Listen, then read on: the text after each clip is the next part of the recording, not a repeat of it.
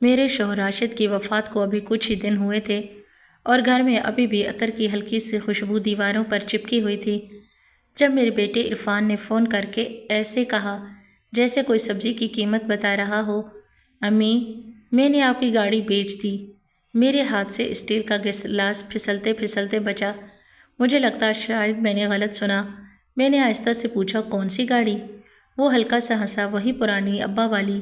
مگر آپ بے فکر رہیں، آپ کو روزانہ کلینک جانے کے لیے ٹیکسی یا رکشے کی ضرورت نہیں پڑے گی، میں سب سنبھال لوں گا۔ اس کی آواز میں دکھ نہیں تھا، غم نہیں تھا، بس ایک عجیب سی چیز تھی، جیسے میرے شوہر کے جانے کے بعد گھر کا مالک وہ بن گیا ہو۔ میری سانس اٹک گئی۔ اسی پل میں سمجھ گئی کہ یہ صرف گاڑی کی بات نہیں ہے، یہ تو ابھی شروعات ہے۔ جو ہوا وہ میرے اپنے بیٹے نے کیا، اور مجھے تب بھی نہیں پتا تھا کہ اس گاڑی کے گلو باکس میں کیا رکھا تھا جو ایک دن اس کی پوری دنیا ہلا دے گا۔ میرے شوہر راشد، پوری سوسائٹی انہیں سیدھے آدمی کے نام سے جانتی تھی۔ بہت بولتے نہیں تھے، لیکن جو کہتے نبھاتے تھے۔ ان کی موت اچانک نہیں ہوئی تھی، لیکن اتنی بھی نہیں تھی کہ دل تیار ہو جائے۔ بیماری نے دھیرے دھیرے انہیں کمزور کیا، اور میں نرسنگ کی نوکری کرتی رہی تاکہ گھر چلتا رہے، علاج چلتا رہے، بیٹے کی ہمت چلتی رہے۔ دیکھو عرفان کتنے مہذب گھر سے ہے، لوگ کیا کہیں گے؟ یہی ہمارے گھر کی سب سے بڑی بیماری تھی۔ میرے شوہر چلے گئے اور ایک ایک کر کے لوگ آنا بند ہو گئے۔ ہمدردی بھی اکثر 7 دن سے زیادہ نہیں ٹکتی، لیکن عرفان کی آواز میں جو تبدیلی آئی تھی وہ مجھے اندر تک چبھتی تھی۔ میں کراچی کی ایک چھوٹی سی ڈائگنوسٹک کلینک میں سپروائزر تھی۔ صبح جلدی نکلتی، شام کو لوٹتی۔ گاڑی میرے لیے سہولت نہیں، میرا سہارا تھی۔ وہ گاڑی میرے شوہر کی یاد بھی تھی۔ ہر بار سٹارٹ کرتے وقت وہ کہتے، سلمیٰ دھیرے چلانا، جلدی نہیں ہے۔ اب وہی گاڑی میرے بیٹے نے بیچ دی، بغیر پوچھے بتائے۔ میں نے خود کو سنبھالتے ہوئے کہا، تم نے کیسے بیچ دی؟ اس نے بیچ میں کاٹا، امی آپ جذباتی مت ہوئیے، گاڑی پرانی تھی، اور ویسے بھی آپ کے نام پر کون چلائے گا؟ میں ہوں نا، میں نے ایک اکاؤنٹ کھول دیا ہے آپ کے لیے، آپ کی تنخواہ، ابا کی پینشن، جو بھی آئے گا سب میں مینیج کروں گا، آپ بس پریشانی مت لو۔ اس نے میرے لیے ایسے کہا جیسے میں بچی ہوں۔ مجھے پہلی بار لگا میرا بیٹا مجھے ماں نہیں، ایک ذمہ داری سمجھنے لگا ہے۔ میں نے دھیرے سے پوچھا، کس کو بیچی؟ اس نے کہا، ایک ڈیلر کو، وہ پیپر ورک کر دے گا، آپ سمجھو گی نہیں یہ سب، آپ بس گھر سنبھالو، وظیفہ پڑھو، دوائیں وقت پر لو۔ اور پھر اس نے فون کاٹ دیا، جیسے فیصلہ سنا کر عدالت اٹھ گئی ہو۔ اس رات میں سو نہیں پائی۔ گھر کی خاموشی مجھے گھڑی کی ٹک ٹک بھی طنز کرتی لگ رہی تھی۔ میں الماری کے سامنے کھڑی رہی جہاں میرے شوہر ضروری کاغذ رکھتے تھے۔ عرفان اکثر کہتا، امی یہ سب پرانی فائلیں رکھ کر کیا کرو گی، جگہ گھیرتی ہیں۔ راشد ہمیشہ شانت ہو کر کہتے، کاغذ پرانے نہیں ہوتے سلمیٰ، یہ سچائی کے ثبوت ہوتے ہیں۔ میں نے چابی ڈھونڈی، الماری کھولی، اوپر والے شیلف میں فائلوں کا ڈھیر تھا، کچھ میرے شوہر کی میڈیکل رپورٹ، کچھ بجلی پانی کے بل، کچھ انشورنس۔ میں نے گاڑی والی فائل نکالی، اندر RC کی کاپی ہونی چاہیے تھی، انشورنس پیپر، پولوشن، لیکن وہاں خالی پلاسٹک سلیب تھی۔ میرا دل بیٹھ گیا، کسی نے اسے نکال لیا تھا، اور اس کا مطلب گھر میں صرف ایک ہی تھا، عرفان۔ میں باورچی خانے میں گئی، پانی پیا، ہاتھ کانپ رہے تھے۔ مجھے یاد آیا پچھلے ہفتے عرفان نے مجھے چائے بنا کر دی تھی، بہت پیار سے۔ وہ اچانک اتنا میٹھا کیوں ہو گیا تھا؟ میں تب نہیں سمجھی۔ اسی دن اس نے کہا تھا، امی آپ فکر مت کرو، ابا کے جانے کے بعد میں سب دیکھ لوں گا۔ اور پھر اس نے میرے شوہر کے اسٹڈی روم کی چابی مانگی تھی، بس کاغذ ترتیب دینے ہیں۔ میں نے ماں بن کر دے دی۔ اس دن میں نے نہیں سوچا تھا کہ میرا بیٹا ترتیب دینے کے نام پر میری دنیا سے کاغذ نکال رہا ہے۔ صبح میں کلینک نہیں گئی، میں سیدھی سوسائٹی کے گارڈ کے پاس گئی۔ کل رات کو ڈیلر آیا تھا۔ گارڈ نے کہا، میڈم کل دوپہر میں ایک آدمی آیا تھا گاڑی دیکھنے، آپ کا بیٹا ساتھ تھا۔ میں نے انٹری کر دی تھی۔ میرا گلاس سوکھ گیا، یعنی یہ سب میری آنکھوں کے سامنے ہوا اور مجھے خبر تک نہیں ہوئی۔ میں نے عرفان کو کال کی، اس نے اٹھائی نہیں۔ میسج کیا، ابھی بات کرو، اس نے جواب دیا، میٹنگ میں ہوں۔ میٹنگ؟ اس کے لیے میری زندگی کی چیزیں بیچنا میٹنگ تھی؟ میں نے اب وہی کیا جو میں برسوں سے نہیں کر پائی تھی۔ میں نے مدد مانگی۔ میرے شوہر کے پرانے دوست تھے ایڈوکیٹ فاطمہ چودھری، وہ ایک سینئر وکیل تھیں اور راشد انہیں بہت مانتے تھے۔ میں نے ان کا نمبر نکالا، فون کیا، انہوں نے اٹھایا، جی سلمیٰ جی۔ ان کی آواز میں وہی سنجیدگی تھی۔ میں نے سانس لے کر کہا، فاطمہ جی، عرفان نے گاڑی بیچ دی ہے بغیر بتائے، اور گاڑی کے کاغذ فائل سے غائب ہیں۔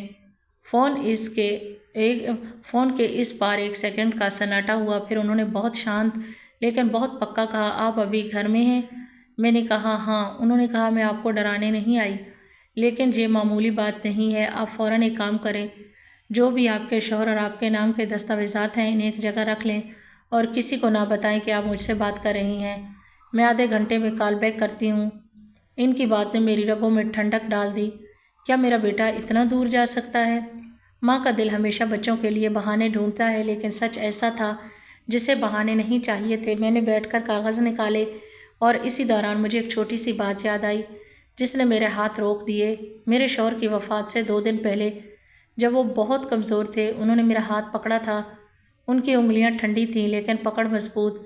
انہوں نے بہت دھیرے سے کہا تھا، سلمیٰ، اگر کبھی عرفان بہت میٹھا ہو جائے تو ہوشیار رہنا۔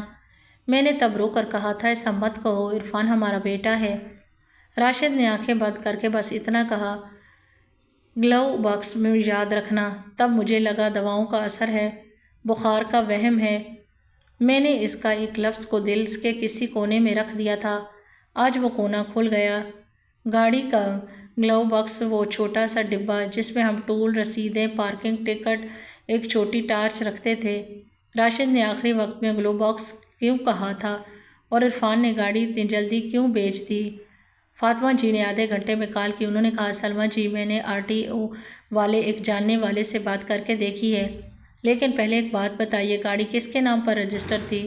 میں نے کہا، میرے نام پر۔ راشد نے ہی میرے نام کروائی تھی، کہتے تھے تمہارے نام پر رہے گی، تمہارا سہارا ہے۔ فاطمہ جی کی آواز میں فوراً طاقت بڑھ گئی، اور پھر بغیر آپ کے دستخط اور موجودگی کے واجبی طریقے سے ٹرانسفر نہیں ہو سکتی۔ اگر ہوئی ہے تو یہ تو جعلی ہوگی، یا اس میں لفظ ہتھوڑے کی طرح لگا، جعل سازی۔ ماں ہونے کے باوجود میرے اندر کچھ جاگا، غصہ نہیں، ایک صاف چتاونی۔ اب اگر میں خاموش رہی تو یہ صرف گاڑی نہیں، میری پوری زندگی بیچ دی جائے گی۔ میں نے ڈرتے ڈرتے کہا، فاطمہ جی، وہ میرا بیٹا ہے۔ انہوں نے بہت دھیرے لیکن بہت مضبوطی سے کہا، اور آپ اس کی ماں ہیں۔ ماں ہونا مطلب آنکھیں بند کرنا نہیں ہوتا، ماں ہونا مطلب صحیح وقت پر صحیح روک لگانا ہوتا ہے۔ ان کی یہ بات میرے سینے میں کہیں ٹک گئی۔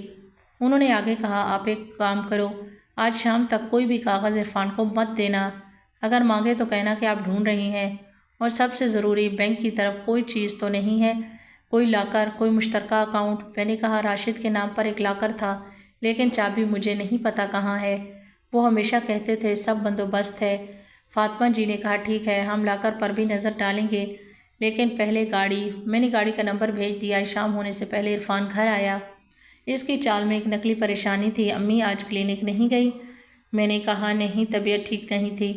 اس نے میرے چہرے کو دیکھا، پھر جلدی سے اپنی نظریں ادھر ادھر پھیریں، جیسے وہ چیک کر رہا ہو کہ میں کچھ جان تو نہیں گئی۔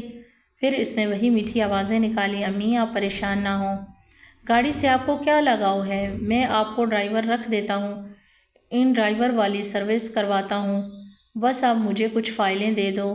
ابا کی جو پرانی فائلیں ہیں، وہ ٹیکس والا بول رہا تھا۔ ٹیکس والا بھی آ گیا؟ میں نے سانس دبا کر کہا، فائلیں؟ وہ تڑپ کر بولا، امی جلدی کرو، لوگ کیا کہیں گے کہ ابا کے بعد گھر کی چیزیں بکھری پڑی ہیں، وہی پرانا ہتھیار، لوگ کیا کہیں گے؟ میں نے پہلی بار اس کی آنکھوں میں سیدھا دیکھ کر کہا، لوگ تو کل بھی کہیں گے عرفان، اور پرسوں بھی۔ تم پہلے مجھے یہ بتاؤ، گاڑی کس کو بیچی؟ اس کے چہرے کا رنگ ایک پل کے لیے بدلا، پھر ہنسنے کی کوشش کی، آپ کیوں پوچھ رہی ہیں؟ میں نے سب سنبھال لیا ہے، آپ سمجھو گی نہیں۔ میں نے بہت شانت ہو کر کہا، میں سمجھوں گی، کیونکہ وہ گاڑی میرے نام تھی، اور اس کے کاغذ میری فائل سے غائب ہیں۔ یہ سنتے ہی اس کی گردن کی رگیں تن گئی۔ اس نے جبری مسکراہٹ کی، آپ نے وہ فائل پہلے دیکھی؟ امی آپ خود کو تناؤ مت دو، میں بعد میں سب دکھا دوں گا۔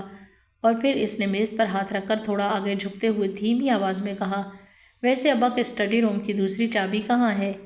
اس کے اس سوال میں لالچ تھا اور ڈر بھی، جیسے اسے کوئی چیز چاہیے جو اسے ابھی تک نہیں ملی۔ مجھے سمجھ آنا شروع ہو گیا، وہ صرف گاڑی کے پیچھے نہیں، وہ کسی اور چیز کے پیچھے ہے۔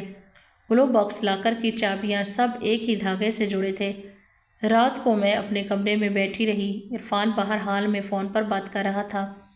اس کی آواز دھیمی تھی لیکن کچھ لفظ میرے کان تک پہنچے، ہاں ہاں، پیپر تو مل گئے، بس ایک چیز باقی ہے گلو۔ پھر اس نے اچانک آواز مزید دھیمی کر دی۔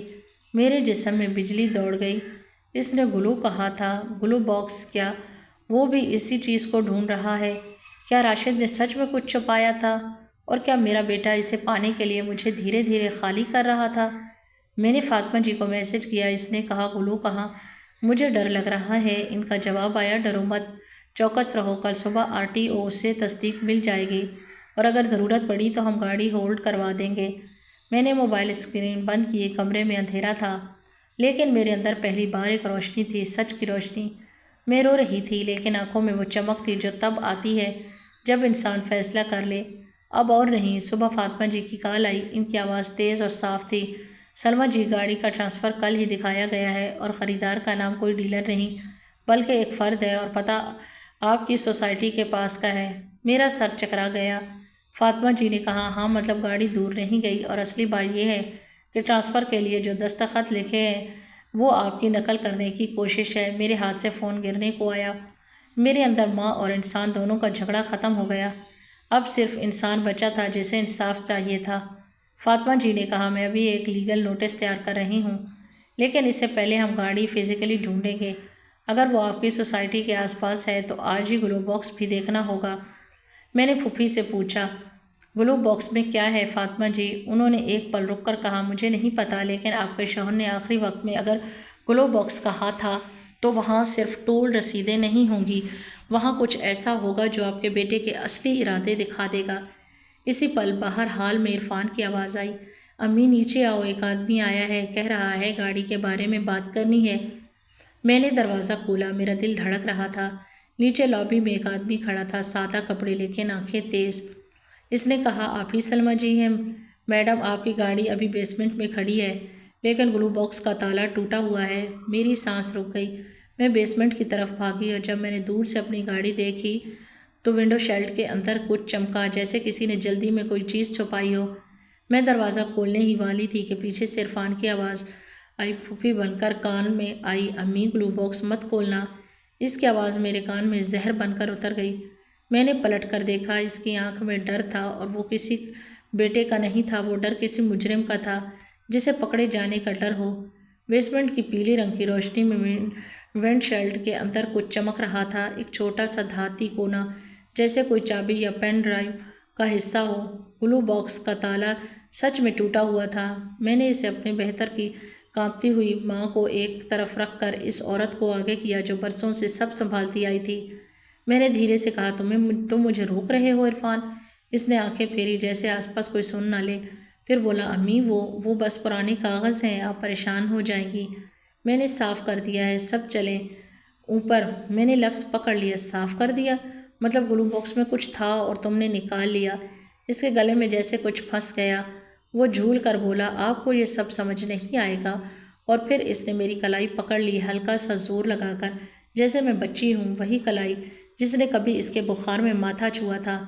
مجھے پہلی بار اس کی پکڑ پر غصہ نہیں، شرم آئی۔ میں بولی، نہیں، بس دھیرے سے اپنی کلائی چھڑائی۔ ہاتھ مت لگانا مجھے، میں نے بہت شانت آواز میں کہا۔ شانت آواز کبھی کبھی سب سے تیز تھپڑ ہوتی ہے۔ اس اجنبی آدمی نے جو نیچے لابی میں آیا تھا ہچکچا کر کہا، میڈم، میں سوسائٹی کے الیکٹریشین کو جانتا ہوں، کل رات یہ گاڑی یہاں تھی، صبح صبح کسی نے پارک کی۔ پھر تھوڑی دیر میں دو لڑکے آئے، گلو باکس کے پاس جھکے، پھر جلدی جلدی چلے گئے۔ میں سمجھ گئی عرفان اکیلا نہیں ہے، یا تو اس نے کسی کو بھیجا ہے یا وہ خود کسی کے ساتھ مل کر یہ کر رہا ہے۔ میں نے فون نکال کر فاطمہ جی کا نمبر لگایا، پہلی گھنٹی پر انہوں نے اٹھا لیا۔ میں نے تیز سانس میں کہا، فاطمہ جی، گاڑی بیسمنٹ میں ہے، گلو باکس کا تالا ٹوٹا ہوا ہے، عرفان مجھے کھولنے سے روک رہا ہے۔ ان کی آواز ایک دم حکم والی ہو گئی، سلمیٰ جی، آپ گاڑی کے اندر کچھ بھی چھوئے بغیر ویڈیو بنائیں، نمبر پلیٹ، اندر کی حالت، گلو باکس کا تالا، سب، اور عرفان کو مت بتائیے گا کہ آپ ریکارڈ کر رہی ہیں۔ میں نے فون ہتھیلی میں چھپا کر ویڈیو شروع کر دی۔ میری انگلیاں کانپ رہی تھی لیکن میں کر رہی تھی، پہلی بار اپنے ہی گھر میں ثبوت جمع کر رہی تھی۔ عرفان نے میرا فون دیکھا تو اس کی آواز تیز ہو گئی، امی آپ کیا کر رہی ہیں؟ لوگوں کو دکھاؤ گی؟ سوسائٹی میں تماشا بناؤ گی؟ میں نے اس کے چہرے کی طرف دیکھا، تم نے تماشا بنایا ہے عرفان، میں بس سچ دیکھ رہی ہوں۔ اس کے لہجے میں تلخی تھی، سچ یہ ہے کہ آپ اکیلی ہو، آپ مینیج نہیں کر سکتی، میں کروں گا۔ اس پل مجھے راشد کی بات یاد آئی، اگر کبھی عرفان بہت میٹھا ہو جائے، اور آج وہ میٹھا نہیں تھا، آج وہ اصل میں تھا۔ میں نے گاڑی کی چابی نکالی، میرے پاس ابھی بھی اسپیئر کی تھی جو راشد نے الگ رکھی تھی، اور میں اسے اب ہمیشہ پرس کے خفیہ پاکٹ میں رکھتی تھی۔ میں نے دروازہ کھولا، اندر سیٹ پر دھول تھی لیکن کوئی بڑی توڑ پھوڑ نہیں۔ گلو باکس کے پاس نیچے والے پینل پر ہلکی سی خروچ تھی، جیسے کسی نے جلدی میں اسکرو ڈر اور گھسایا ہو۔ میں جھکی، میری نظریں اس چمکتی ہوئی چیز پر گئی۔ وہ ایک چھوٹی سی چابی تھی، کالی ربڑ کی کور والی، جس پر ایک نمبر بھرا تھا۔ میں نے فوری طور پر اسے نہیں اٹھایا، پہلے ویڈیو میں کلیئر شاٹ لیا، پھر دھیرے سے ہتھیلی میں رکھا۔ ٹھنڈی اور بھاری تھی۔ یہ چابی گھر کی الماری کی نہیں، یہ لاکر کی تھی یا کسی آفس سیف کی۔ میرا گلا سوکھ گیا۔ یہ کیا ہے؟ میں نے عرفان سے پوچھا۔ اس نے یکدم کہا، کچھ نہیں، ابا کی ہوگی پرانی، چھوڑو۔ اس نے چھوڑو ایسے کہا جیسے وہ چاہتا ہو کہ میں بھول جاؤں، لیکن اب میرا بھولنے کا موسم ختم ہو چکا تھا۔ میں نے گلو باکس کھولنے کے لیے ہاتھ بڑھایا۔ عرفان نے پھر سے آواز دبا کر کہا، مت کھولو امی۔ اس بار اس کے لہجے میں گڑگڑاہٹ تھی۔ میں رکی، میں نے اسے دیکھا۔ کیوں؟ اس نے نگل کر کہا، کیونکہ اس میں ابا کی چیزیں ہیں، آپ رو پڑو گی۔ میں بولی، میں رو نہیں رہی عرفان، میں سیکھ رہی ہوں۔ پھر میں نے گلو باکس کو ڈھکنا دھیرے سے نیچے کیا۔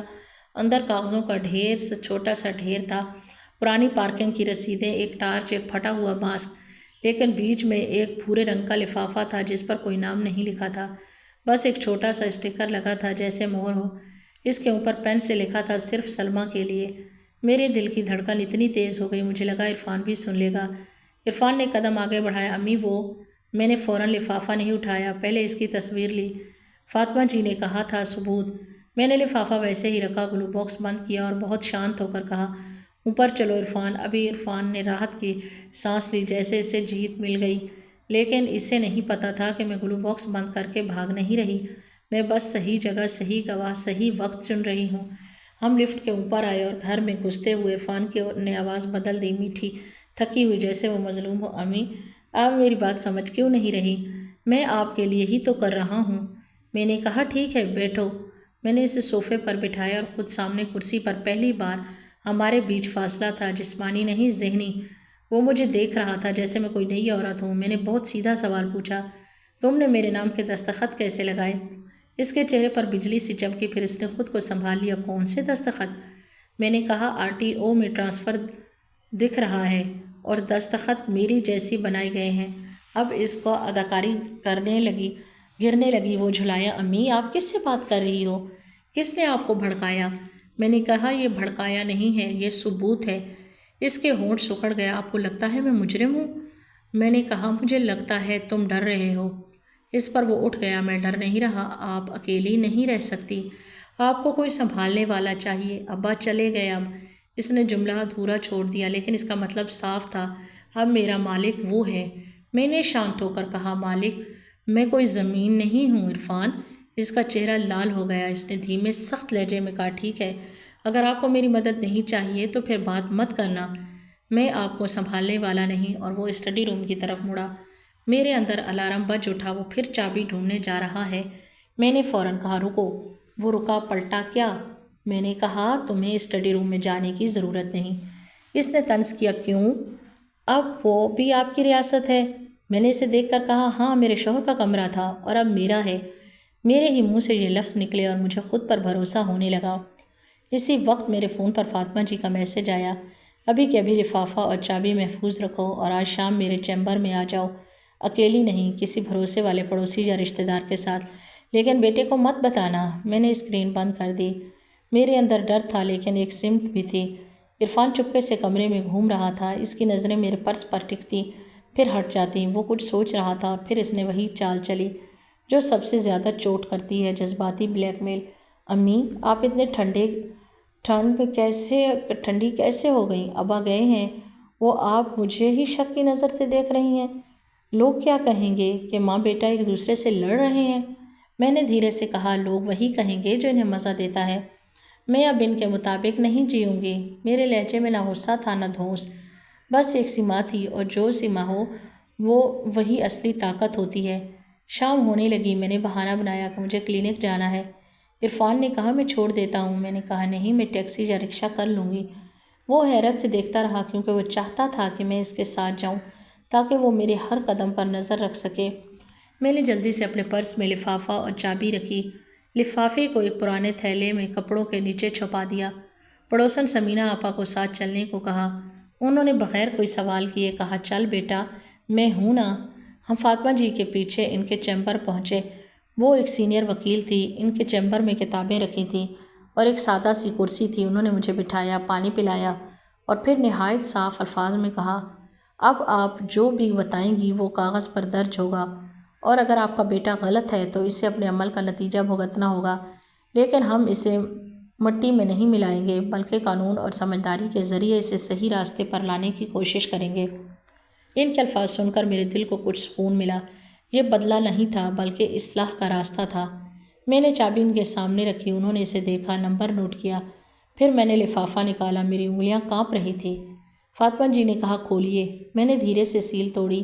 اندر ایک چھوٹا سا پین ڈرائیو تھا اور ایک بند کاغذ پر راشد کی لکھاوٹ تھی۔ میری آنکھیں بھر آئیں لیکن میں روئی نہیں، میں پڑھنے لگی۔ سلمیٰ، اگر تم یہ پڑھ رہی ہو تو مطلب میں نے جو ڈر دیکھا وہ سچ ہو گیا۔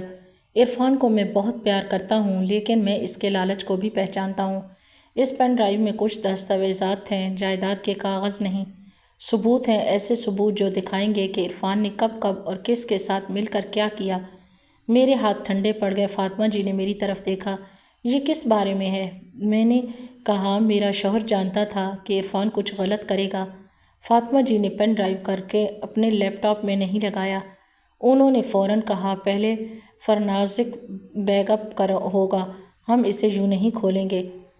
زنجیر قید ضروری ہے۔ اس نے یہ لفظ سن کر مجھے لگا میں صحیح انسان کے پاس آئی ہوں۔ انہوں نے اپنے جونیئر کو بلایا، بند لفافہ تیار کرایا اور پین ڈرائیو کو ثبوت کی طرح پیک کروایا۔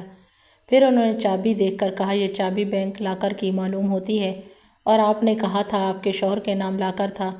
ہم کل صبح بینک چلیں گے۔ میری سانس میں تھوڑی طاقت آئی لیکن ساتھ ہی میرے دل میں ایک ڈر بھی تھا کہ اگر لاکر میں وہی چیز ہے جو عرفان چاہتا ہے تو وہ ہمیں وہاں جانے نہیں دے گا۔ فاطمہ جی نے جیسے میرے دل کی بات پڑھ لی۔ انہوں نے کہا، آپ آج رات اکیلی گھر مت رہنا اور اگر بیٹا ہنگامہ کرے تو آپ خاموش رہ کر بس اتنا کہنا، میں اپنے کاغذ خود سنبھال رہی ہوں، بس۔ میں نے سر ہلایا۔ ہم چیمبر سے نکلے ہی تھے کہ میرے فون پر عرفان کی کال آئی۔ میں نے اٹھایا۔ اس کی آواز میں ڈر تھا۔ آپ کہاں ہیں؟ میں نے کہا، کام سے باہر۔ اس نے کہا، کس کے ساتھ؟ میں نے کہا، پڑوسن سمینہ آپا کے ساتھ۔ اس نے فوراً کہا، جھوٹ مت بولو، مجھے پتہ ہے آپ کہیں اور گئی ہو۔ مجھے لگا جیسے وہ ہماری پرچھائی تک دیکھ رہا ہے۔ پھر اس نے دھیمے بہت سخت لہجے میں کہا، امی اگر آپ میرے خلاف کوئی قدم اٹھائیں گی تو یاد رکھنا گھر میں جو کچھ ہے میں سب روک دوں گا۔ میں نے پہلی بار اسے جواب میں دھمکی نہیں دی۔ میں نے بس اتنا کہا، تم روک نہیں سکتے عرفان، تم صرف کوشش کر سکتے ہو۔ اور میں نے فون کاٹ دیا۔ میرے ہاتھ کانپ رہے تھے لیکن میری آواز نہیں کانپی۔ گھر لوٹتے ہی مجھے پتہ چل گیا کہ کچھ بدل چکا ہے۔ دروازے پر عرفان کھڑا تھا جیسے وہ انتظار ہی کر رہا ہو۔ آپ وکیل کے پاس گئی تھی؟ میرے پیٹ میں ایک پل کے لیے ڈر اٹھا۔ اس نے کیسے جانا؟ کیا اس نے کسی کو لگایا ہے؟ کیا اس نے میرا پیچھا کرایا؟ سمینہ آپا نے فوراً کہا، ہاں گئی تھی۔ کیا ماں کو صلاح لینے کا حق نہیں؟ عرفان نے انہیں گھور کر دیکھا، پھر میری طرف آیا، امی آپ نے میرے ساتھ ایسا کیا؟ میں نے کہا، میں نے اپنے ساتھ ایسا کیا، میں نے خود کو بچایا۔ وہ تلملا گیا، اب بچانے والا میں ہوں۔ میں نے بہت دھیرے سے کہا، نہیں عرفان، اب میں خود ہوں۔ اس رات میں اپنے کمرے میں بیٹھی اور پہلی بار مجھے لگا کہ میری سانس میری ہے، لیکن نیند پھر بھی نہیں آئی کیونکہ مجھے پتہ تھا عرفان اب نرم نہیں رہے گا، وہ اب اپنا اصلی چہرہ اور صاف دکھائے گا۔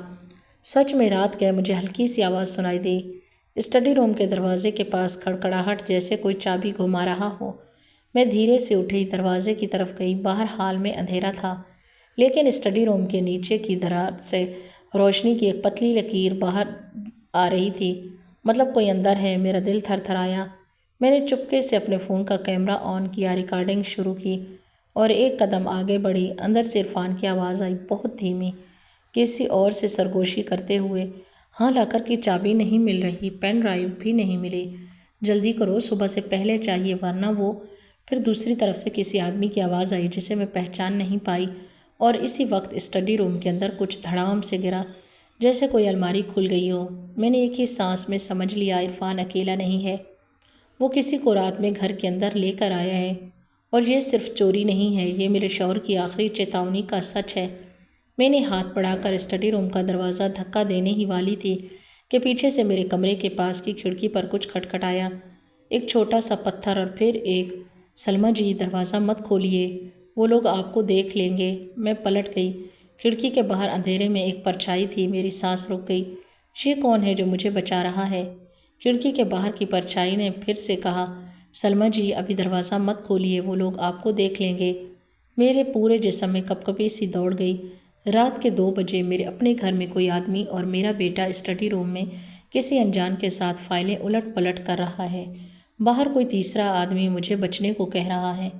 میں نے کھڑکی کا پردہ تھوڑا سا سرکایا، باہر اندھیرا تھا، لیکن سوسائٹی کی اسٹریٹ لائٹ کی ہلکی روشنی میں مجھے چہرہ صاف دکھا۔ وہی آدمی تھا جو صبح بیسمنٹ میں ملا تھا، وہی تیز نظر والا، سادہ کپڑے والا۔ میں نے بغیر آواز دیے کھڑکی تھوڑی کھولی۔ اس نے جلدی سے کہا، میڈم میں اشوک ہوں، سوسائٹی میں الیکٹریشین کے ساتھ کام کرتا ہوں۔ کل جب آپ کی گاڑی پائی ہوئی تھی میں نے دیکھا تھا، آپ کے بیٹے کے ساتھ ایک آدمی تھا۔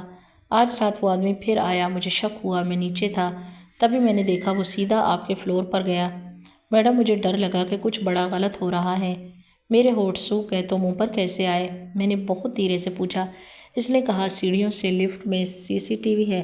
سیڑھیوں میں نہیں میڈم، میں کوئی ہیرو نہیں، بس مجھے آپ کی شکل یاد ہے۔ آپ روز ڈیوٹی پر جاتی ہیں، آپ اکیلی ہیں، اور بیٹے کے تیور ٹھیک نہیں لگے۔ اس نے ٹھیک نہیں لگے ایسا کہا جیسے وہ شائستگی سے اپنی بات بچا رہا ہو۔ اندر اسٹڈی روم سے پھر آواز آئی، کاغذ پلٹنے کی، الماری کے دروازے کے ہلنے کی، اور پھر عرفان کی سرگوشی، جلدی یہ فولڈر یہاں سے نکالو۔ میرے ہاتھ کانپ رہے تھے، لیکن اس بار ڈر کے ساتھ ایک صاف فیصلہ بھی تھا۔ میں نے اشوک سے کہا، تم ابھی نیچے جاؤ، گارڈ کو بتاؤ کہ میرے فلور پر آ جائے، اور پولیس کو بھی کال کرو۔ لیکن بنا شور کے اشوک نے سر ہلایا۔ ٹھیک میڈم۔ وہ فوراً پرچھائی کی طرح سیڑھیوں کی طرف غائب ہو گیا۔ میں نے کمرے کا دروازہ اندر سے لاک نہیں کیا۔ میں چاہتی تھی اگر عرفان باہر نکلے تو وہ دیکھے میں بھاگ نہیں رہی، میں سامنے کھڑی ہوں۔ میں نے فون نکالا اور فاطمہ جی کو کال کی۔ رات تھی، لیکن انہوں نے پہلی گھنٹی پر اٹھا لیا، جیسے وہ بھی سوئی نہیں تھی۔ میں نے کہا، فاطمہ جی، اسٹڈی روم میں عرفان کسی آدمی کے ساتھ ہے، وہ فائلیں نکال رہا ہے۔ ایک آدمی اشوک نے دیکھا اور اب گارڈ بلانے گیا ہے۔ فاطمہ جی کی آواز تیز اور ٹھنڈی ہو گئی، سلمیٰ جی اب دروازہ مت کھولیے، آپ خود سامنے مت جائیے، بس ریکارڈنگ جاری رکھیے۔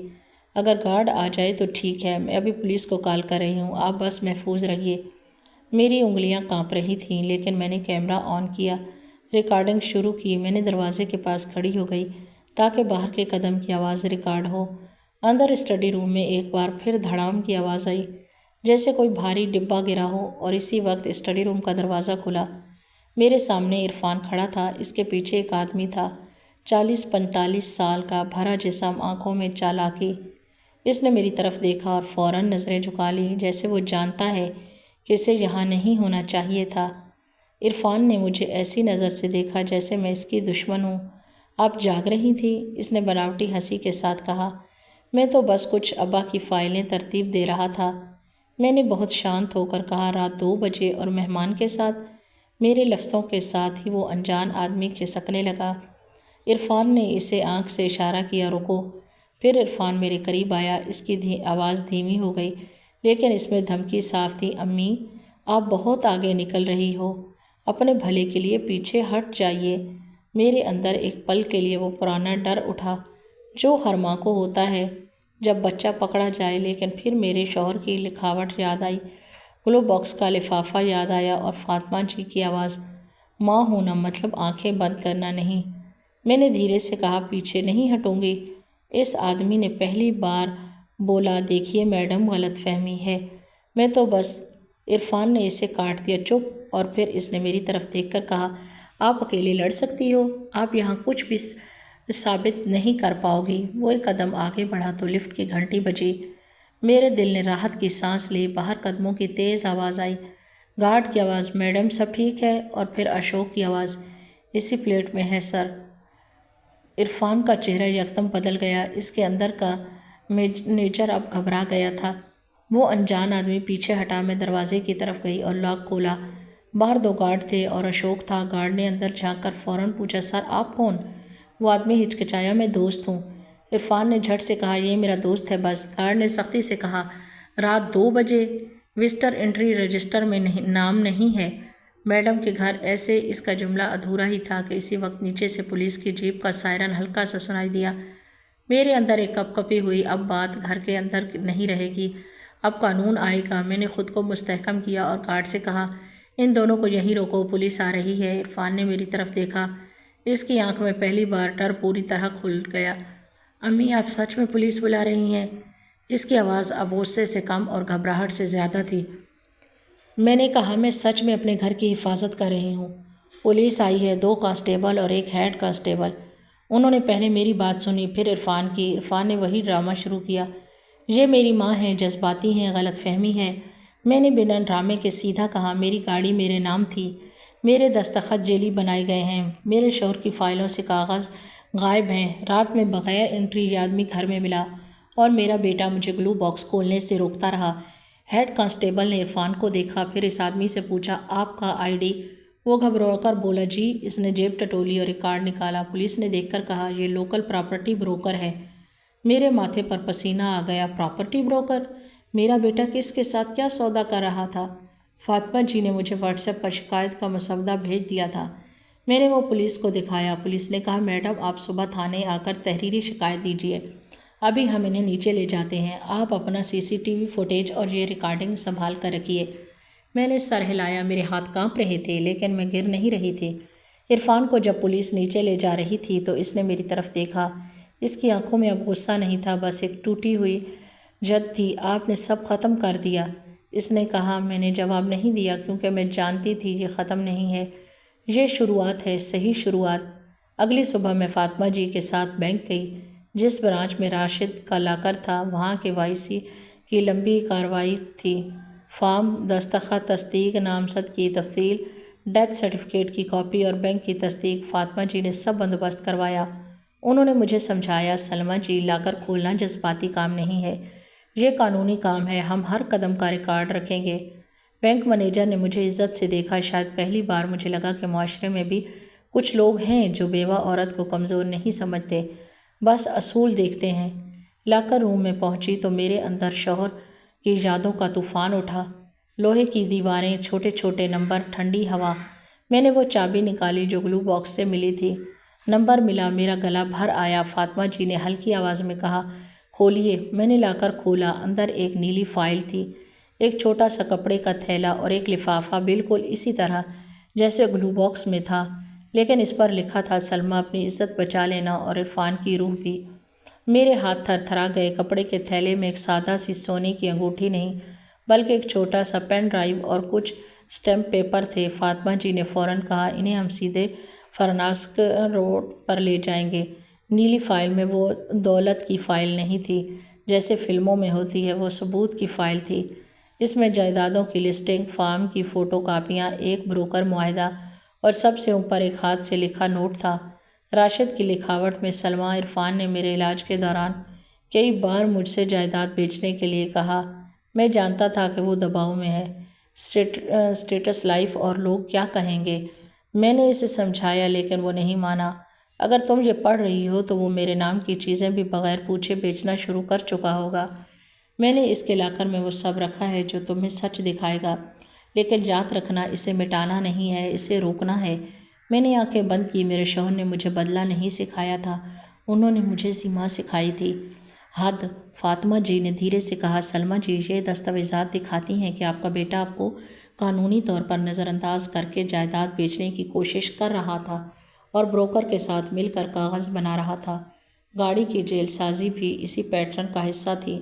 ہم 2 مقدمہ بنا سکتے ہیں، جعل سازی اور دھوکہ دہی کی کوشش، لیکن ہم کون سا راستہ اپنائیں یہ آپ کو طے کرنا ہے۔ اس دن میں پہلی بار سمجھی، میرے ہاتھ میں طاقت ہے، لیکن طاقت کا مطلب کسی کو کچلنا نہیں ہوتا، طاقت کا مطلب ہوتا ہے غلط کو روکنا، صحیح کو قائم کرنا۔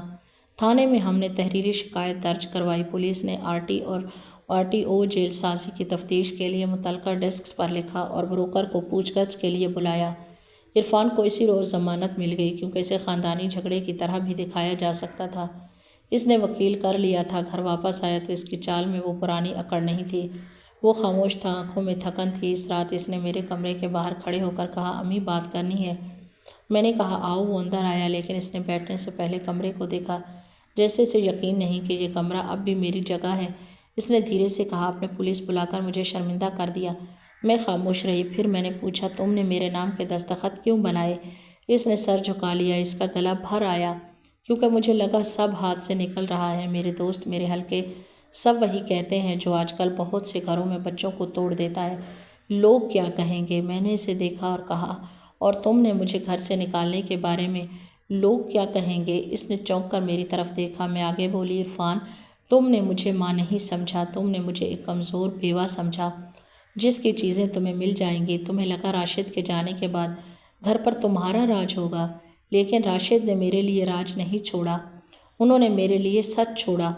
عرفان کی آنکھوں سے آنسو گرنے کو تھے لیکن وہ رونا نہیں چاہتا تھا۔ اس نے دھیرے سے کہا، میں نے آپ کو نقصان نہیں پہنچانا چاہا۔ میں نے کہا، نقصان چاہنے اور نقصان پہنچانے میں فرق نہیں ہوتا بیٹا، نقصان نقصان ہوتا ہے۔ پھر میں نے وہ بات کہی جو مجھے سب سے مشکل لگ رہی تھی۔ میں نے کہا، اب گھر کے اصول بدلیں گے۔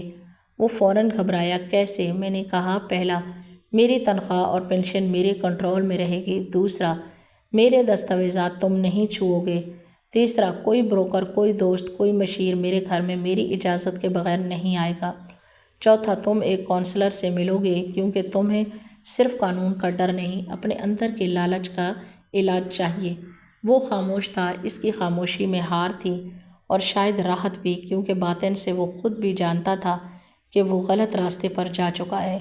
اس نے دھیرے سے کہا، اگر میں انکار کروں؟ میں نے کہا، تو میں الگ رہوں گی اپنے طریقے سے، اور جو غلط کوشش ہوئی اس کا قانونی عمل چلے گا۔ میں اسے نہیں روکوں گی۔ اس کے چہرے پر ڈر آیا۔ الگ رہنا، پاکستانی گھروں میں الگ رہنا سب سے بڑی سزا مانی جاتی ہے، لیکن میرے لیے یہ سزا نہیں تھی، یہ حفاظت تھی، سیما تھی۔ اس نے بہت تھکی آواز میں کہا، امی مجھے معاف کر دو گی؟ میں کچھ پل خاموش رہی۔